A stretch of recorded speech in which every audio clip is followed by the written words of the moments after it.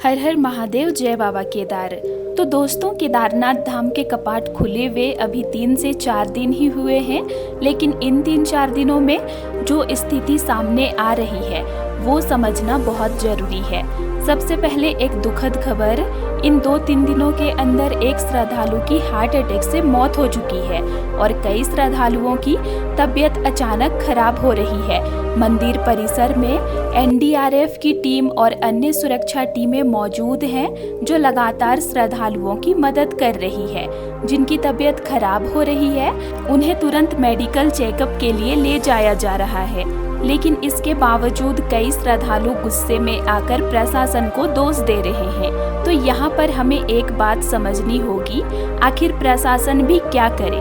दोस्तों, कपाट खुलने के सिर्फ 3-4 दिनों में ही लगभग 50 से 60 हजार श्रद्धालुओं ने दर्शन कर लिए हैं और सिर्फ पहले दिन यानी 22 अप्रैल को ही करीब 38 हजार श्रद्धालुओं ने बाबा केदारनाथ के दर्शन किए।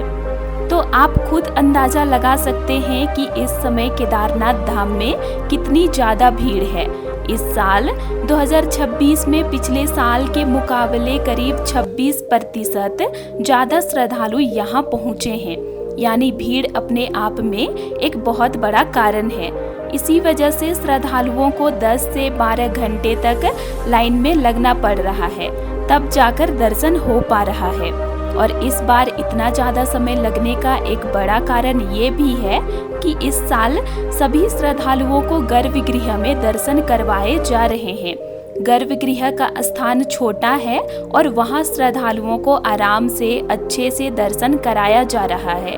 इसी वजह से समय ज़्यादा लग रहा है। सुबह से शाम हो जा रही है लेकिन लाइन खत्म नहीं हो रही।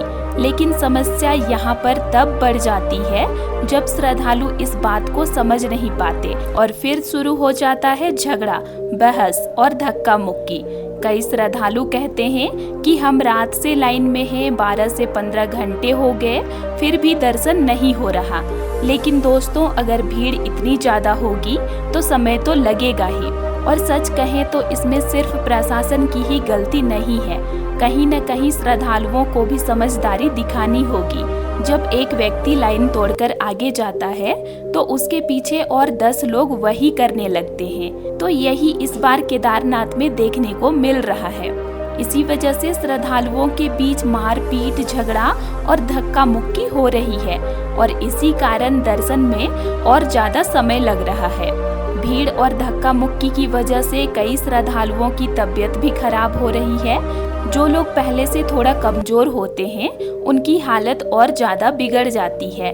इसीलिए अगर आप लाइन में लग रहे हैं तो कुछ ज़रूरी बातों का ध्यान रखें। जिनकी तबीयत खराब रहती है वो अपनी दवाइयाँ ज़रूर साथ रखें। लाइन में हैं तो कुछ खाते पीते रहें, क्योंकि आपको 10 से 12 घंटे तक इंतज़ार करना पड़ सकता है। और सबसे ज़रूरी, धक्का मुक्की बिल्कुल ना करें, किसी के आगे जाकर लाइन में ना घुसें, क्योंकि इससे समस्या और बढ़ती है। दोस्तों, इस समय हालात ऐसे हैं कि लाइन दिन भर लंबी ही रहती है, कम होने का नाम नहीं ले रही। कई श्रद्धालु तो रात भर ठंड में लाइन में बैठे रहते हैं, तो ऐसे में तबीयत खराब होना भी आम बात है। अब बात करते हैं वीआईपी दर्शन की। इस साल कहा जा रहा था कि वीआईपी दर्शन बंद कर दिया गया है, लेकिन ग्राउंड पर कुछ और ही देखने को मिल रहा है। जहां से श्रद्धालु दर्शन करके बाहर निकलते हैं, वहीं पास में कुछ लोग पैसे देकर जल्दी दर्शन करते हुए भी देखे जा रहे हैं। यही एक कारण है कि आम श्रद्धालुओं को ज़्यादा देर तक लाइन में रहना पड़ रहा है। लेकिन यहाँ पर भी हमें सच समझना होगा। अगर श्रद्धालु खुद पैसे देकर वीआईपी दर्शन लेने जाएंगे तो फिर ये सिस्टम चलता ही रहेगा। अगर कोई भी पैसे देकर आगे नहीं जाएगा तो क्या वीआईपी दर्शन हो पाएगा? इसीलिए यहाँ पर भी श्रद्धालुओं को ही समझदारी दिखानी होगी। याद रखिए, सभी लोग बाबा के दर्शन के लिए ही आए हैं। कोई पैदल आया है, कोई घोड़े खच्चर से, कोई हेलीकॉप्टर से, लेकिन जो पैदल यात्रा करके आते हैं वो सबसे ज़्यादा मेहनत करके आते हैं। तो सभी को बराबर मौका मिलना चाहिए। इसीलिए सभी श्रद्धालु आराम से, धैर्य के साथ और नियमों का पालन करते हुए दर्शन करें और धक्का मुक्की बिल्कुल न करें। साथ ही प्रशासन से भी यही अनुरोध है कि इतनी ज़्यादा भीड़ को देखते हुए सुरक्षा और व्यवस्था को और मजबूत किया जाए ताकि श्रद्धालुओं को कम से कम परेशानी हो। और दोस्तों, जो श्रद्धालु अभी घर पर हैं और केदारनाथ धाम आने का प्लान बना रहे हैं, उन्हें डरने की जरूरत नहीं है।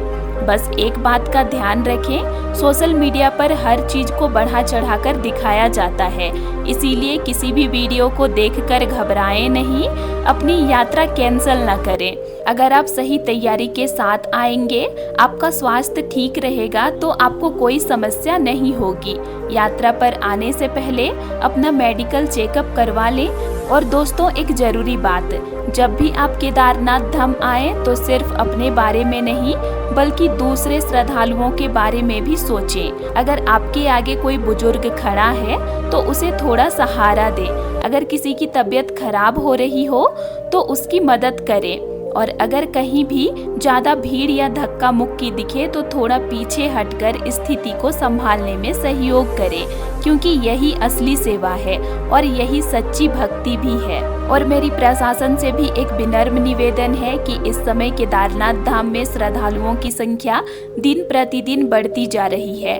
ऐसे में व्यवस्था को और मजबूत करने की जरूरत है। अगर ग्राउंड पर ज़्यादा भीड़ है तो टीम की संख्या भी बढ़ाई जाए। जहां 10 लोग हैं वहां 20 लोग तैनात किए जाएं, ताकि श्रद्धालुओं के बीच झगड़ा और धक्का मुक्की को समय रहते रोका जा सके और सभी श्रद्धालुओं को शांति से दर्शन मिल सके। साथ ही एक और जरूरी बात, अगर वीआईपी दर्शन वास्तव में बंद है तो उन्हें पूरी तरह से बंद ही रखा जाए, ताकि सभी श्रद्धालुओं के साथ समान व्यवहार हो सके। और अगर किसी कारण से वीआईपी दर्शन चल रहे हैं तो उसकी स्पष्ट जानकारी श्रद्धालुओं को दी जाए, ताकि कोई भ्रम की स्थिति न बने।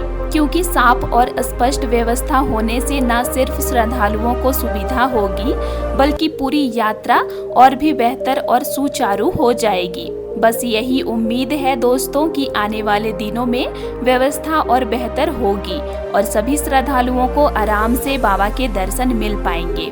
अगर हम अभी केदारनाथ धाम के मौसम की बात करें तो दोस्तों, मौसम काफ़ी अच्छा है, धूप निकल कर आ रही है, बारिश या बर्फबारी नहीं हो रही है। तो जो भी श्रद्धालु यात्रा पर आना चाहते हैं वो ज़रूर आइए।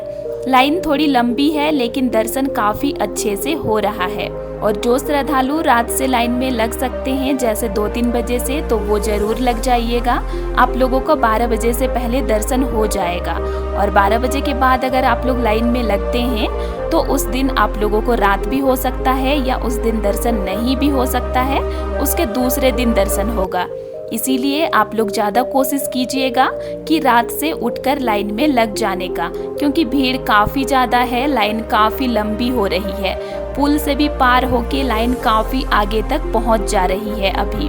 इसी के साथ दोस्तों, 23 अप्रैल को भगवान बद्रीनाथ धाम के भी कपाट खुल चुके हैं पूरे विधि विधान के साथ। अभी 6 महीने तक भगवान बद्री विशाल का भी आप लोग दर्शन कर पाएंगे। यानी अब जो भी श्रद्धालु बद्रीनाथ धाम जाकर भगवान बद्री विशाल के दर्शन करना चाहते हैं वो अब आराम से अपनी यात्रा शुरू कर सकते हैं। और अब सबसे बड़ी बात, उत्तराखंड के चारों धामों के कपाट खुल चुके हैं, यानी 4 धाम यात्रा पूरी तरह से शुरू हो चुकी है।